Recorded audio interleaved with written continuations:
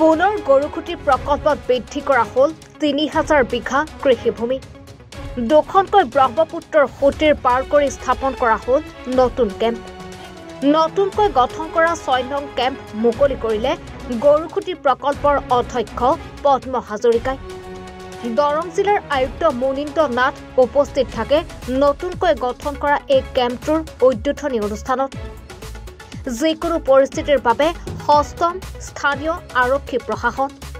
দূৰৈত অৱস্থান কৰিবলৈ দিয়া হৈছিল বেদখলকাৰী লোকসকলক।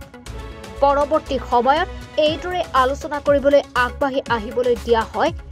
উক্ত লোকসকলক। বুধবাৰে দিনৰ ভাগত উদ্বোধন কৰাৰ সময়ত সৃষ্টি হৈছে এনে এক পৰিৱেশৰ। কেম্পৰ কাষত কোনো প্ৰকাৰৰ অপ্ৰীতিকৰ পৰিস্থিতিৰ সংঘটিত নকৰিবলৈ সকিয়নি গৰুখুটি প্ৰকল্পৰ অধ্যক্ষ পদ্ম হাজৰিকাৰ। গৰুখুটি কৃষি প্ৰকল্পৰ কাৰণে আজি এটা বৰ আমাৰ আনন্দৰ দিন যে আমাৰ মুখ্যমন্ত্ৰী ডাঙৰীয়াৰ নিৰ্দেশ মৰ্মে সকলোৰ প্ৰকল্পত ৮,৭০০ বিঘা মাটি এলট কৰিছিল। তাৰে ৫,৭০০ বিঘা মাটি ২১ চনৰ পৰা আজি কেইদিনমান আগলৈকে আমি খেতি বাতি কৰি আছিলোঁ। আমাৰ আয়ুক্ত ডাঙৰীয়াক দিয়া নিৰ্দেশ মৰ্মে আয়ুক্ত ডাঙৰীয়াই এই ৩,০০০ বিঘা মাটি যিসকল মানুহ ইয়াত আছিলে তেওঁলোকক শ্বিফটিং কৰি দলগাঁৱলৈ শ্বিফটিঙো কৰিছে আৰু তেওঁলোকৰ মাটিখিনি এৰি দিয়াত আমি ৩,০০০ বিঘা মাটি আচলতে পাবলৈ সক্ষম হৈছোঁ। তাৰে ২,০০০ বিঘা মাটি আমাৰ এতিয়া কৃষি সৈনিকসকলে প্ৰস্তুত কৰি উলিয়াইছে। ইয়াত আমি কৃষি কৰ্ম কৰিম। গতিকে আজিৰ দিনটো আচলতে এটা ঐতিহাসিক দিন আমাৰ কাৰণে। একেলগে আৰু সুন্দৰ পৰিৱেশত যে ইয়াৰ কাষে বাৰে যিখিনি পমুৱা ইছলাম ধৰ্মৰ মানুহ আছে তেওঁলোকেও কিছু আপত্তি কৰিবলৈ আমাৰ ওচৰত আহিছিল, কিন্তু তেওঁলোকে বুজাবুজিৰে আমাৰ যিটোখিনি সিদ্ধান্তক তেওঁলোকে আদৰণি জনাইছে। কোনো ধৰণৰ অনিষ্ট বা অপকাৰ নকৰা সিদ্ধান্তও তেওঁলোকে জনাইছে যে আমি সহযোগিতা কৰিম। গতিকে আমি সেইটোৱে বিচাৰিছোঁ যে ইয়াত ২১ চনত যিটো ইনচিডেণ্ট হৈ গ'ল তেনেকুৱা কোনো পৰিৱেশ ইয়াত হ'ব নালাগে। কাৰণ আমি যিটো চৰকাৰী সিদ্ধান্ত এই কৃষি ফাৰ্মখন প্ৰস্তুত কৰাৰ ক্ষেত্ৰত বা মুখ্যমন্ত্ৰী ডাঙৰীয়াৰ যিটো সপোনৰ প্ৰকল্প ইয়াক আমি বাস্তৱত ৰূপায়িত কৰিমেই। প্ৰত্যাহ্বান আহিলেও আমি পিছহুঁকি নাযাওঁ। গতিকে এই কথাখিনি আমি স্পষ্ট কৰি দিছোঁ। গতিকে আমি আমাৰ লক্ষ্যত উপনীত হ'ম। আমাৰ খিলঞ্জীয়া ল'ৰাক সংগঠিত ৰূপত আমি কৃষি বিপ্লৱ কৰি আমাৰ ল'ৰা যাতে বহিৰাজ্যত গৈ হাবুডাবু খাব নালাগে, আমি পথাৰ বজাৰ দখল কৰা যিটো সংকল্পৰে আগবাঢ়িছোঁ। এইবাৰ গৰুখুটি প্ৰকল্পৰ শাক চব্জি জৈৱিক পদ্ধতিৰে কৰা এই খেতি বাতি উৎপাদিত সামগ্ৰী গুৱাহাটী বজাৰত আমি বহল ভিত্তিত উলিয়াবলৈ এটা পৰিকল্পনা কৰিছোঁ। যদি বতৰো ঠিক থাকে সকলো ঠিকে থাকে, এইবাৰ গৰুখুটি প্ৰকল্পৰ পৰা আমাৰ থলুৱা যুৱক যুৱতীয়ে প্ৰস্তুত কৰা এই যে উৎপাদিত সামগ্ৰী গুৱাহাটীৰ ৰাইজে খাবলৈ পাব। গতিকে আমিও অৰ্থনৈতিকভাৱে উপকৃত হ'ব পাৰিম। আমাৰ কৃষি সৈনিকসকলক তেওঁলোকে সন্তুষ্ট হোৱাকৈ ইয়াৰ উপাৰ্জনৰ পৰা তেওঁলোকক আমি দৰমহা দিবৰ কাৰণে সক্ষম হ'ব পাৰিম। আৰু তেওঁলোকে খুব সন্তুষ্টিৰে আনন্দমুখৰ পৰিৱেশত আয়ুক্ত ডাঙৰীয়াৰ উপস্থিতিটো আজি কৃষি সৈনিকসকলে সুন্দৰকৈ কেম্পত নিৰ্মাণ কৰি পেলাই তাত আমাৰ মাংগলিক এটা ব্যৱস্থাৰ জৰিয়তে আমাৰ হৰিনামৰ জৰিয়তে আজি কেম্পটো শুভাৰম্ভ হৈছে। আমি ৰঙালাও গুটি ইতিমধ্যে দিছোঁ ভূমিত। গতিকে আমি ভাল ফল আশা কৰিছোঁ আৰু ঈশ্বৰৰ ওচৰত প্ৰাৰ্থনা জনাইছোঁ। আপোনালোকৰ সহযোগিতা ৰাইজৰ আশীৰ্বাদ কামনা কৰিছোঁ। আমি ইয়াত এতিয়া ৰঙালাও দিছোঁ, মূলা, বেঙেনা, আলু, কবি, পিঁয়াজ, নহৰু, আদা, আমি প্ৰায়খিনি লেচেৰা মাহৰ পৰা আৰম্ভ কৰি যিখিনি শাক চব্জি আমাৰ লাই লফা পালেং চুকা এইবিলাকো আমি যে শাক চব্জি আমি বজাৰখন দখল কৰিবৰ কাৰণে আমাৰ ৰাইজে ভাল পোৱা বস্তুখিনি ইয়াত আমি উৎপাদন কৰিম। কৈছে আৰু ৬০-৭০ ঘৰ মানুহ স্থানান্তৰ কৰিলে ভাল হয়। আমি আয়ুক্ত ডাঙৰীয়াক কৈছোঁ ৬০-৭০ ঘৰ মানুহ স্থানান্তৰৰ ব্যৱস্থা ২-৩ দিনৰ ভিতৰতে আয়ুক্ত ডাঙৰীয়াই গ্ৰহণ কৰিব। আমাৰ যিটো এলটেড মাটিত আমি ইতিমধ্যে দখল সম্পূৰ্ণ হৈছে। এইখিনি গোটেই কথাখিনি নিৰ্ভৰ কৰিব মুখ্যমন্ত্ৰী ডাঙৰীয়াৰ চিন্তাৰ ওপৰত, পৰিকল্পনাৰ ওপৰত।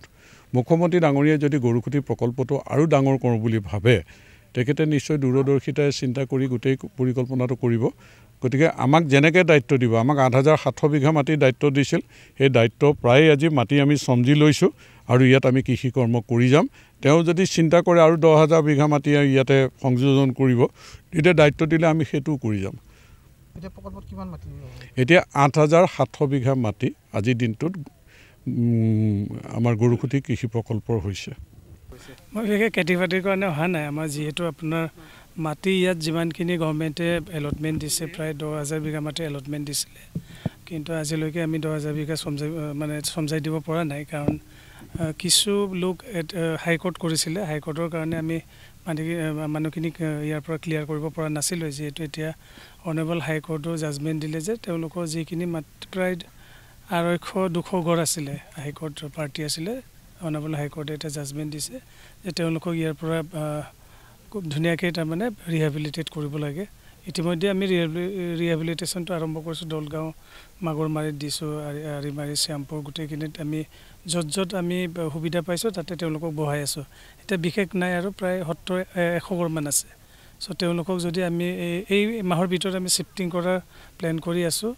আৰু যিখিনি আমি আগতে আমি অকল প্ৰায় 6,000 বিঘা মাটি গৰুকুটিক চমজাই দিব পাৰিছিলোঁ বা তেওঁলোকক হেণ্ডঅভাৰ কৰিছিলোঁ কিন্তু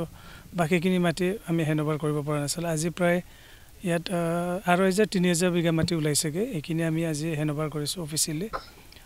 ইয়াৰ পিছত আমাৰ গৰুকুটিৰ যিসকল আমাৰ কৃষক সৈনিকসকল আছে তেওঁলোকে খেতি বাতিও আৰম্ভ কৰিছে নিশ্চয় আমি এই মাহৰ ভিতৰত যিমানখিনি আমি আজি প্ৰায় 2.5 বছৰ 3 বছৰ ধৰি যুঁজ দি আছিলোঁ যে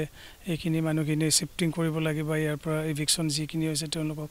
ৰিহেবিলিটেট কৰিব লাগে আৰু আমি আমাৰ বহুমুখী প্ৰকল্পই মানে তেওঁলোকৰ যিখিনি খেতিৰ কাম আৰম্ভ কৰিব লাগে গোটেই এই যিখিনি ইছ্যুজ আছিলে এই বছৰ মানে তল পৰিব আৰু এইখিনি শেষ হ'ব আৰু মই আশা কৰিছোঁ এই মাহৰ ভিতৰত আমি যিমানখিনি শিফটিং কৰিবলগীয়া আছিল আমি অলপ তাত মাটিও পোৱাৰ অলপ অসুবিধা হৈছিল ইতিমধ্যে মই দলগাঁও MLA ছাৰৰ লগত কথা পাতিছোঁ যি 100 ঘৰ মানুহ ঘৰ আছে তেওঁলোকক তাতে একমডেট কৰিবলৈ জেগা আছে উইদিন দিছ মান্থ আমি এইখিনি শিফটিং কৰিবলৈ আমি সক্ষম হ'ম বুলি ভাবিছোঁ আৰু যিখিনি 10,000 বিঘা নহ'লে এটলিষ্ট আমি 8,000-9,000 বিঘা মাটি আমি গৰুকুটি বহুমুখী প্ৰকল্পক আমি হেণ্ডঅভাৰ কৰিব পাৰিম আৰু কিমান ৰৈ গ'ল এইটোৰ কাৰণে কৈ আছোঁ আপোনাৰ প্ৰায় 70-100 ঘৰমান মানুহ আছে এই ঘৰ আছে মানুহ নহয় 70-100 ঘৰ আছে এইখিনি আমি অলৰেডি তাতে জেগা চাইছোঁ কাৰণ ইয়াত এইকেইদিন মানে ইলেকশ্যনৰ পিছত চাৰ্কেল অফিচাৰবোৰো চেঞ্জ হৈ আছে বা মণ্ডলো আমি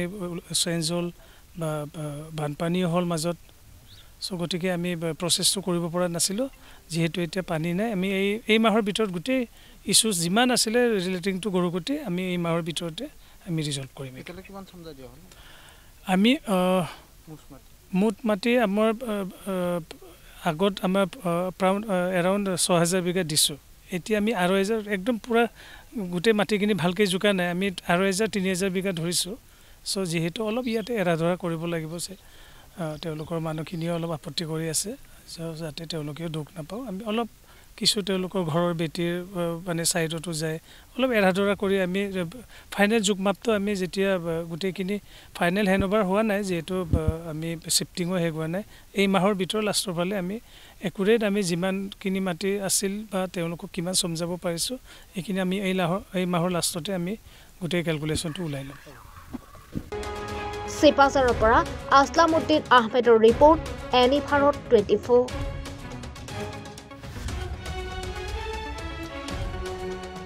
নমস্কাৰ মই অজয় ফুকন আৰু এইখিনিতে সমূহ এনি ভাৰত চেনেলটোৰ যিসকল কৰ্মকৰ্তা আছে সকলোৰে মোৰ ফালৰ পৰা শুভেচ্ছা জ্ঞাপন কৰিছোঁ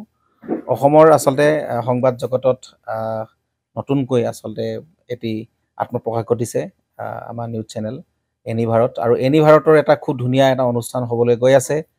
সকলোৱে জানে আমাৰ সকলোৰে মৰমৰ হাৰ্টথ্ৰব জুবিন গাৰ্গৰ গানে কি আনে আচলতে জুবিনদাৰ সেই গীতৰ আধাৰত আমাৰ হিৰুদাই লিখা সেই গীতটি গানে কি আনে এই গানে কি আনে নামৰ এটি তেওঁলোকে সাংগীতিক ৰিয়েলিটি শ্ব' কৰিবলৈ গৈ আছে আৰু 15 আগষ্টৰ পৰা গোটেই আৰম্ভ হ'ব প্ৰথম অডিশ্যন অসমৰ ধেমাজি জিলাত আৰম্ভ কৰিব গতিকে সমূহ যিসকল প্ৰতিভা আছে যিসকলে গান ভাল পায় যিসকলে তেওঁলোকৰ নিজৰ প্ৰতিভা আচলতে দেখুৱাব বিচাৰে এই ৰিয়েলিটি শ্ব'ত গানে কি আনে এই প্ৰতিযোগিতাত অংশগ্ৰহণ কৰক আৰু খুব ধুনীয়া আপোনালোকে সুবৰ্ণ সুযোগ লাভ কৰিব লগতে ইয়াতে পুৰস্কাৰ আছেই বিভিন্ন ধৰণৰ উপহাৰো আপোনালোকে লাভ কৰিব আৰু লগতে এগৰাকী